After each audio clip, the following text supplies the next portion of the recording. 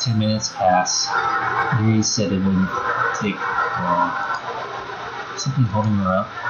I'm bored, just wait here, so I decided to look for her. Oh no, this is not a good thing.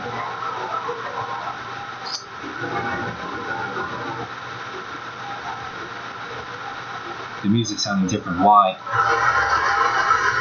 Let's see. The most logical place. The nearest water fountain. Just start heading down the hallway. What's that noise? Coming from around the corner. Sounds like breathing. Sharp inhale like something through their teeth. Are they in pain? The corner appeared. Yuri? What the fuck?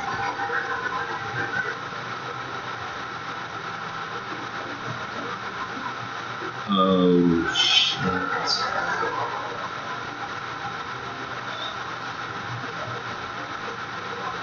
She's cutting herself.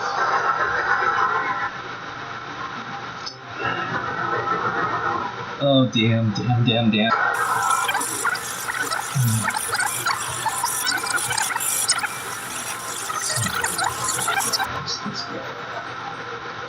Oh no, history has been rewritten again.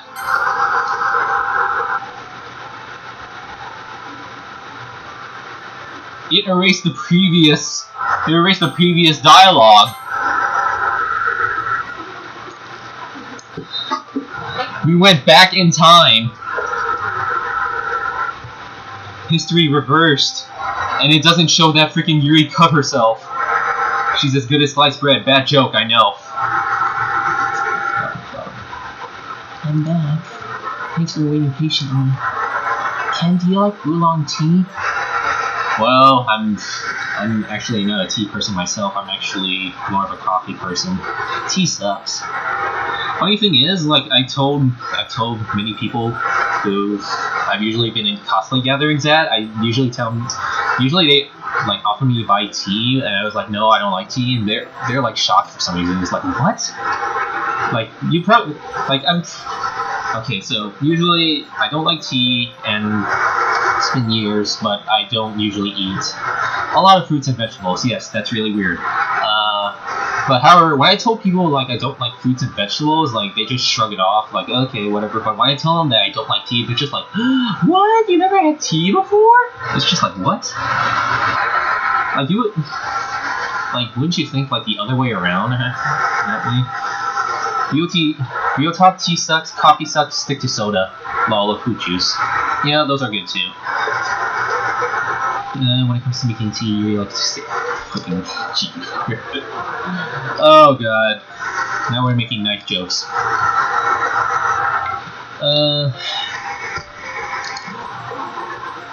Yeah. Anything is fine. There you go. Yuri sets the temperature on the kettle to 200 degrees. Now it's time to get the teapot. You really do this properly, don't you? Of course. I shouldn't do any less when I'm making tea for others. Even if I'm not an expert on tea or anything? In that case, you'll only be even more impressed. Perhaps I will. Yuri fetches the teapot and begins measuring the tea leaves. To my surprise, she even starts humming a little to herself. Is she humming freaking Twinkle Twinkle Little Star like freaking Dead Space? You must be in a good mood now. Is that so? I was laying it chill, and you noticed. I was doing a bit of thinking. No. Anything goes in this game, and when it comes to someone thinking about something, I'm guessing it's not a good sign. I decided that I would try expressing myself. Turns out it's not very hard for me to do. I mean, it's you who's around anyway.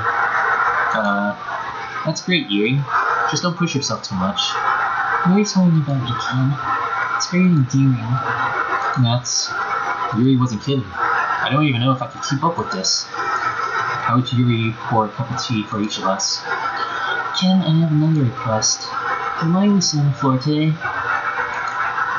Why is that? It's a little bit easier on my back. I can read with my back against the wall. I get from. Ooh. I can read with my back against the wall rather than bending over at my desk. Sorry, I didn't realize. No worries. I just have back pain fairly regularly, so I do my best to manage it. She did not mention this in the first timeline. Is that so? I wonder why that is. It's most likely because Your posture, right? Always hunched over like that while reading? Yes. Oh no, she actually has a darker past. I have terrible reading posture, so that's why you should sit on the floor. She has a darker past, probably, and I'm probably not seeing it yet. Does Sayori's hair remind you of young Kampa's hair? Young Kampa? It kind of, not really. I know Sayori's hair. Kampa's hair. It kind of does, sort of. But I think Kampa's hair is slightly different. Okay, fair enough. I'll go ahead and get the book. Now, okay, I mentioned this in the stream that I did this morning or last night. I don't remember. She said that she bought 2 of the same book. She gave one to me, and she's reading the one that I have, which was not in the first timeline. And I questioned, like, why did she buy 2 books? Normally you wouldn't buy 2 books. Usually you just buy one and then lend the person that you just finished reading or something like that. So boy, I wonder how this is going to unfold. She's probably gonna go crazy and spill the beans or something like that. Kind of. She ate the book from my bag. I have some chocolate as well. It's a bag of small chocolate candies. Some kisses? I take it since it'll go well with the tea. I wouldn't really know. Okay, so quick little story. My parents went to Costco and bought some iced tea, and I didn't know it was iced tea because it was always in the same cup, so I drank it, and for some reason it tasted like Coke. Yeah, I even asked my mom, "Is this Coke?" No, it's iced tea, and I was like, "Why does it taste like Coke?" I even told quite a few people this story as well. They're just like, "What the F?" Yeah, that's kind of weird. So basically, I don't like tea unless it tastes like Coke. Yuri and I then sit against the wall, teacups at our side. As if in sync, we assume the same reading position as last time, each holding one half of the book. Except this time, our bodies are even closer to each other. I can't see too well.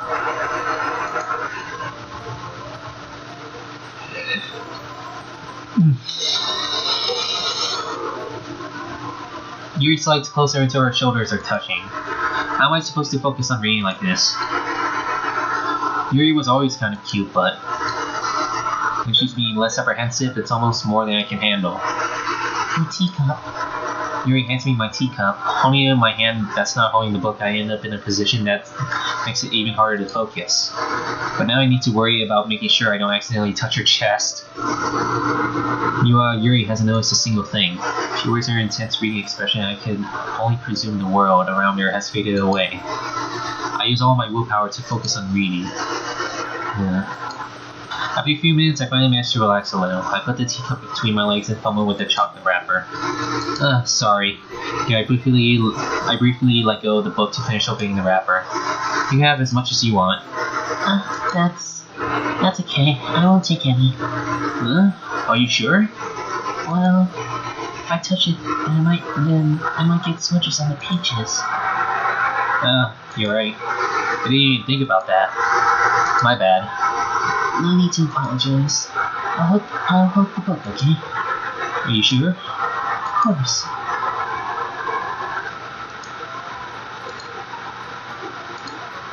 Oh boy. She holds it so that I don't have any harder of a time reading from it. As a result, her left arm is practically... I want to rub her...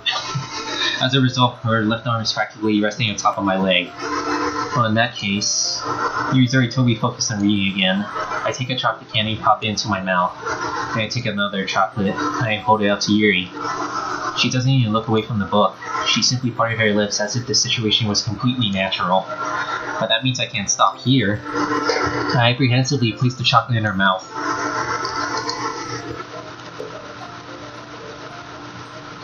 That is a very tiny bar. Just like that, Yuri closes her lips over it. Yuri's expression suddenly breaks. Did I just... Yuri looks at me like she needs to confirm what just happened. Ken? Sorry. I guess I shouldn't have done that. Why'd the music stop? Starts to breathe heavily. I can't. Oh no. Ken? Suddenly, Yuri forcefully grabs my arm, jerks me to my feet. My teacup gets knocked over. Ken? My heart. What in the hell? You can tell I am way too into this game if I'm constantly asking myself what the hell is going on and trying to get away from looking at the screen as if I'm trying to get a reality check. My god. I feel like she wants to smash. I feel like I'm just Isaac Clarke, like I'm going through like a hallucination phase. My heart would start pounding, Ken. I can't calm down. I can't focus on anything anymore. Can you feel it, Ken? Yuri suddenly presses my hand against her chest. What the hell is going on and why is it so dark? Why is this happening to me?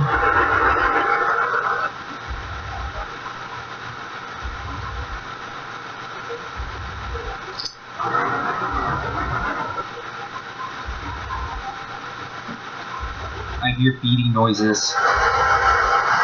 Kinda sounds like a smaller version of what you hear from Slender. I feel like I'm losing my mind. Oh no. I can't make it stop. It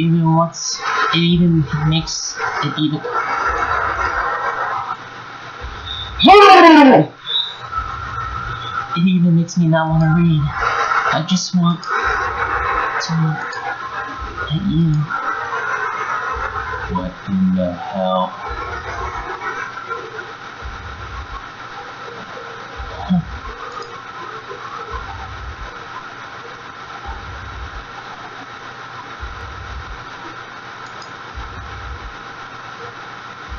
In the hell?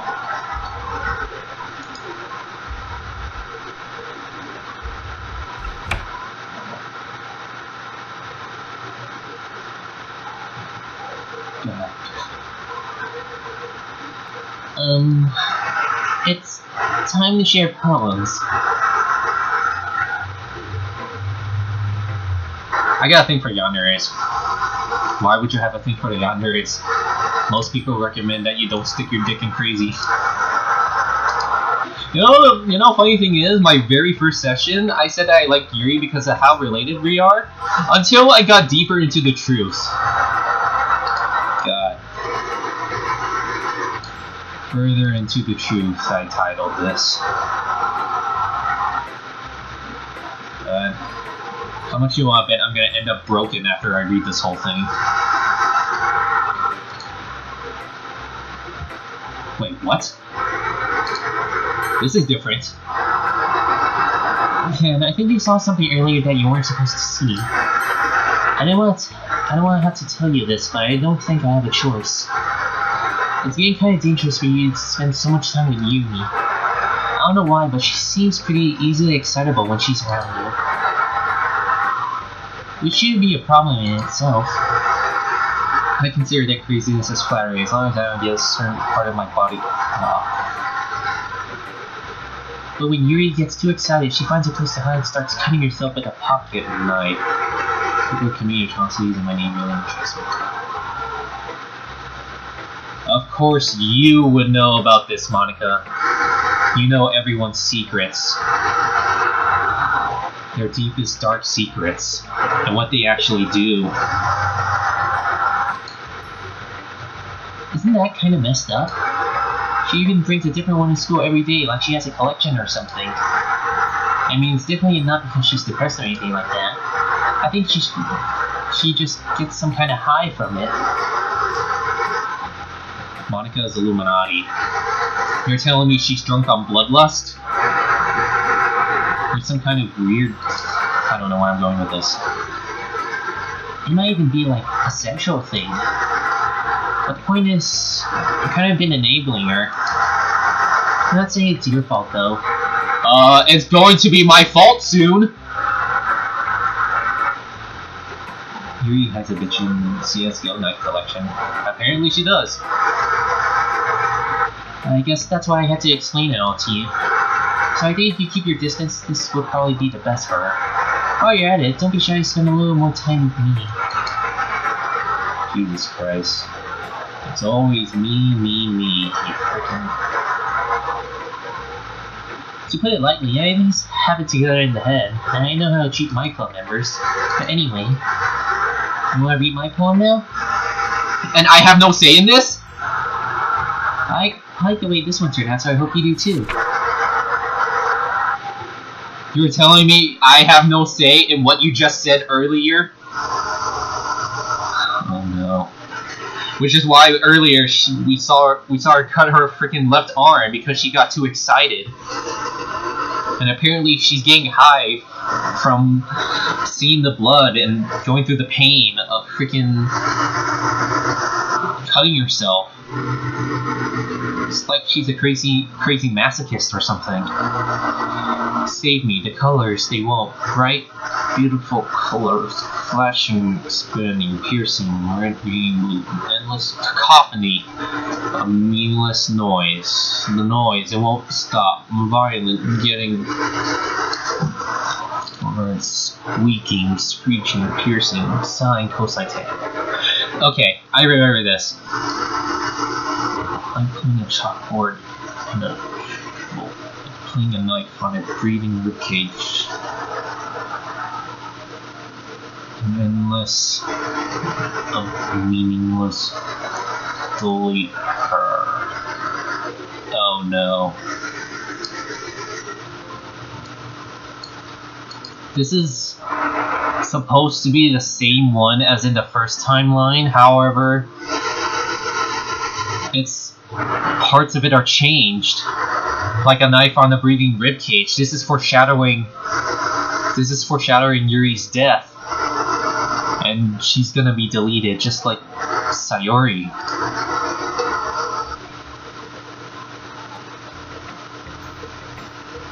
Whoa. Bad foreshadowing. Oh, not really that bad. Tell me you can hear me. Anything. Please help me.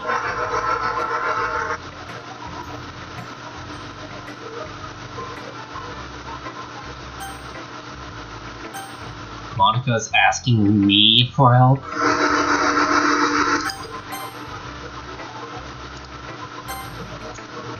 Am I talking to you? Can you hear me? Tell me you can hear me. Anything. That was not in the first timeline. So Monica's becoming more and more self-aware.